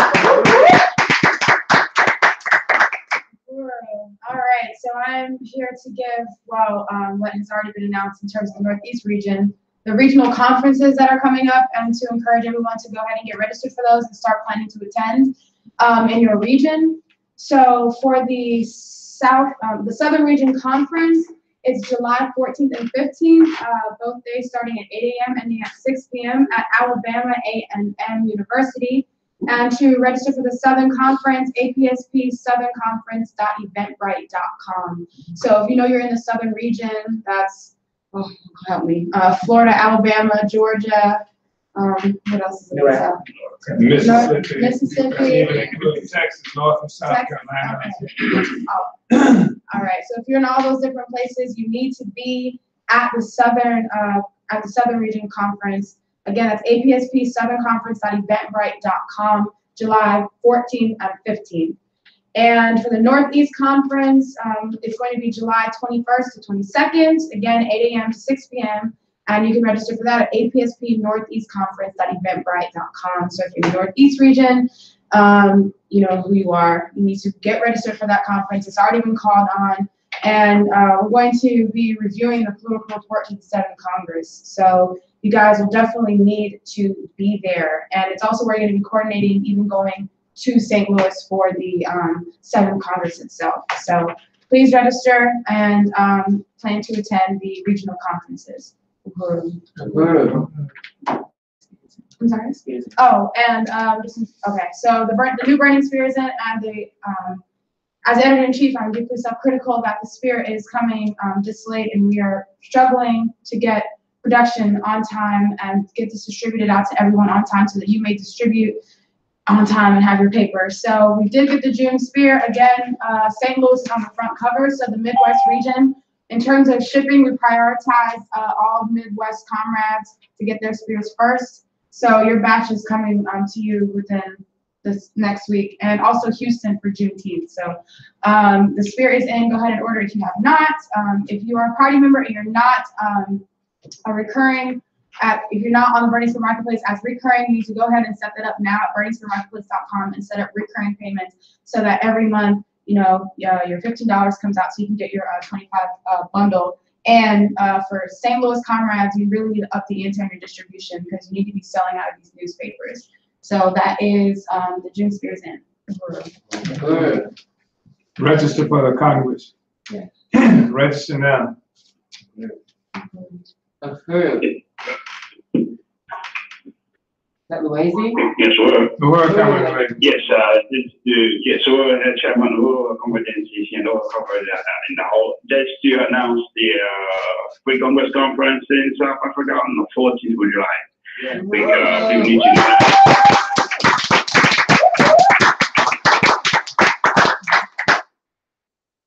Where Comrade Louise?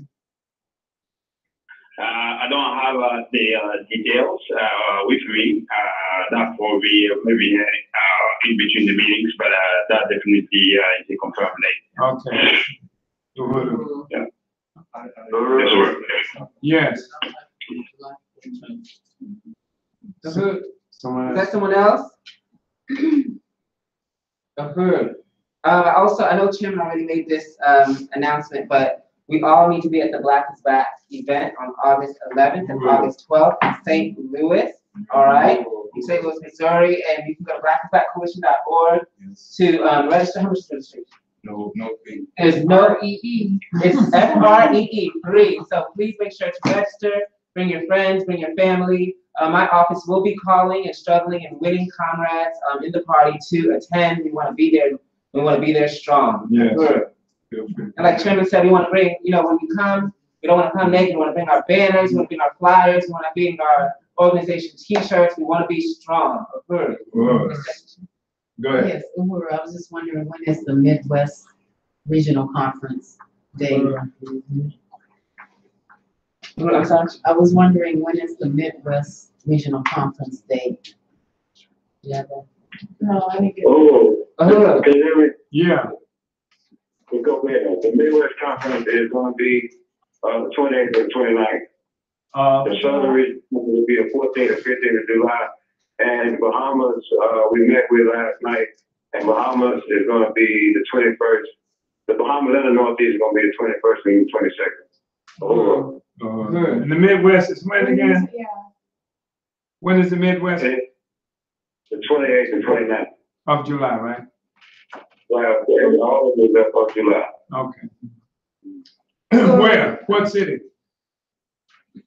The Midwest, St. Louis. Okay. The Southern region is going to be in Huntsville. The Northeast is going to be in Philadelphia. And the Caribbean is going to be in Bahamas. Good. Uhuru, we have a few more announcements. One, that nominations for Comrade of the Quarter are now open. You should be seeing these emails coming from out of the Office of the Chair, more specifically Comrade Ikinge. Also from the Office of the Chair, we still have I Am a Black Identity Extremist t-shirts available on the Burning Spear website, which you can purchase and for $20. For $20. And Chairman did give his overview, his summation on, where the title Black Identity Extremist comes from.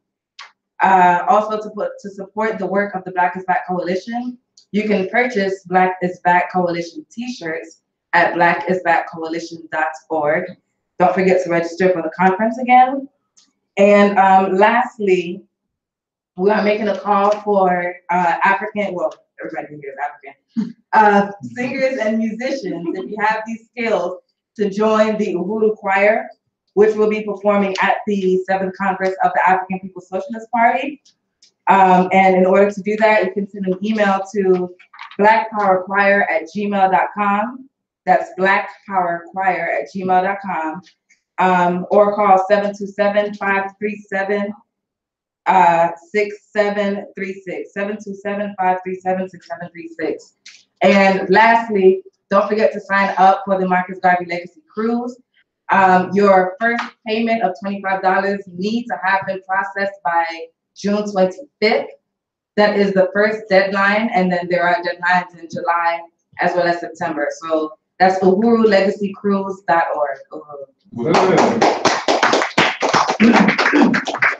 Next week, we're gonna ask how many people have signed up for the cruise and signed up for everything that we're doing.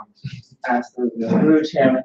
Uhuru, I do want to make another announcement. I just really want to struggle with all the comrades of the party to like and follow the Black Power Blueprint page, and to also attend these Tuesday night events at 7 p.m. Eastern Standard Time. Black Power Blueprint is our responsibility to build as well and to get resources in as well. And it is something that easily unites our friends and family in the community.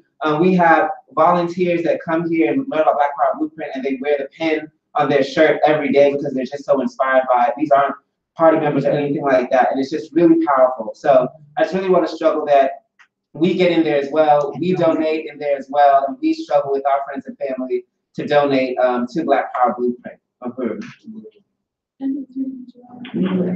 Okay, overall, I wanted to announce another very important webinar that's going to be happening this month on Thursday the 28th at 7 p.m. The Justice for the 3 John Black Girls campaign is going to be hosting a very important webinar titled "A Stone for Dominique," and it is a webinar where we're going to be raising $1,000 to get a headstone for Dominique's site. Right now we don't have one, and it's when you look at a graveyard, there's two realities even in a graveyard, where white people have, the white deceased have all these amazing marble angel statues, crosses and everything, and you look at where Africans are buried, and you're lucky if you see anything.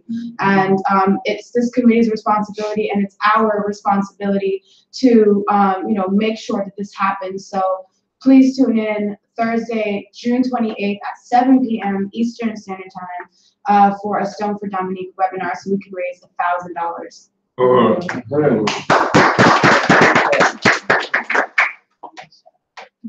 I just wanted to give a shout out to the comrades in St. Louis that's associated with the Black Power Blueprint, President Columbaye, and Comrade Director Tashara Masimba.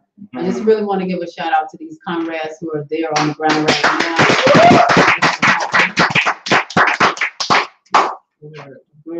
Uhuru, comrades, this is Dia. I just want to, I got two announcements really. Just that right now, as a part of the strategy to build a media presence, social media presence for the 7th Congress, we post every weekday, every morning at 9 a.m. And, I've just been in the ASI Revolutionary Social Media Group and the Narrative Control Group. And, the posts aren't really being shared like they should be. There's not a lot of likes and there's not a lot of comments. And I'm just want to make this call that we share, this content, and we commented on it, and, just really spread it as far as we can. Because we want to bring, all Africans to the 7th Congress. So we really want to make sure that we're beefing up the social media. Also taking place next month, we have the radio station, Black Power 96, has two annual events that's coming up next month. That's going to be the African Nation Family Union Block Party, which is going to be taking place right here in St. Petersburg and Austin. And that's on the 4th of July. And then on July 21st, we're going to be having the 2nd annual Black Power 96 Media Leadership Awards brunch that's taking place right here in St. Petersburg as well too. So if you aren't in St. Petersburg, we do invite you to travel here so you can partake in that. And both of those events will be live streamed, so if you can't, you can see it, online. But I just want to put that out there as well.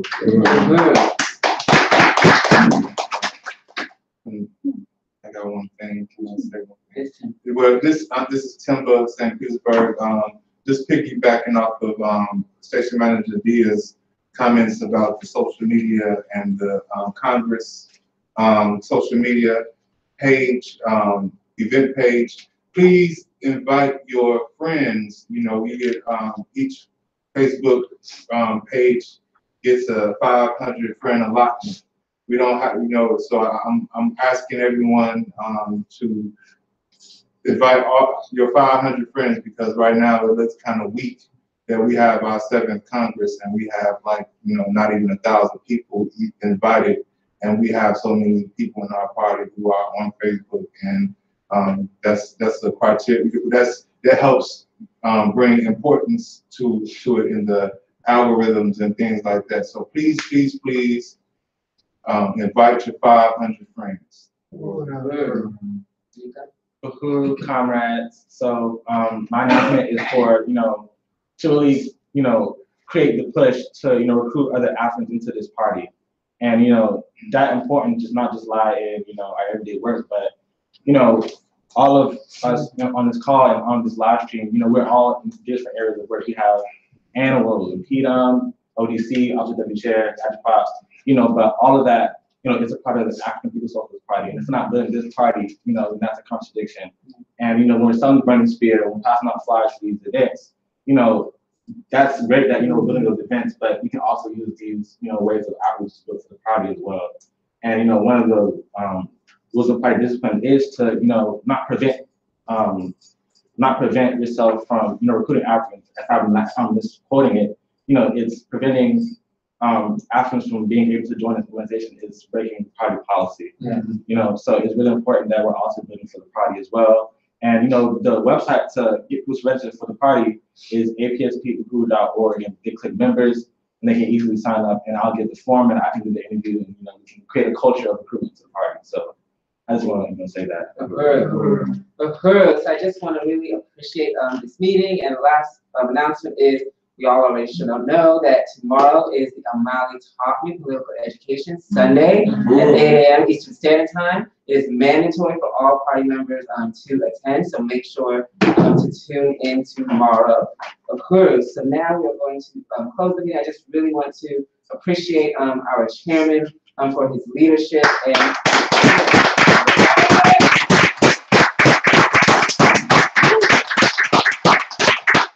one of the studies we'll be doing tomorrow is written, an article in the Burning Spear was written by comrades from Kenya, sisters from Kenya. So who shall we close out? I just want to thank everybody for coming in, and I really want to just reiterate that one of the things that distinguishes us as a political organization is the work that we do, and that we have to be among the people. We have to take the Burning Spear newspaper out. We're going to be expecting, coming out of this Congress, for there to be party or NPDM offices in every community throughout this country. That's going to be a critical piece of work that we're going to be doing. So you can't act like some kind of social media person. You've got to get into the world. You got to get in the communities. You got to actually build. That's going to be the power of our party. That's going to be the power of our revolution. So I want to thank everybody for being here. And I want to again express a real appreciation to the members of the party's Central Committee, to the leaders of this project that makes this meeting possible. And I expect everybody to be on the meeting, on the study on tomorrow morning.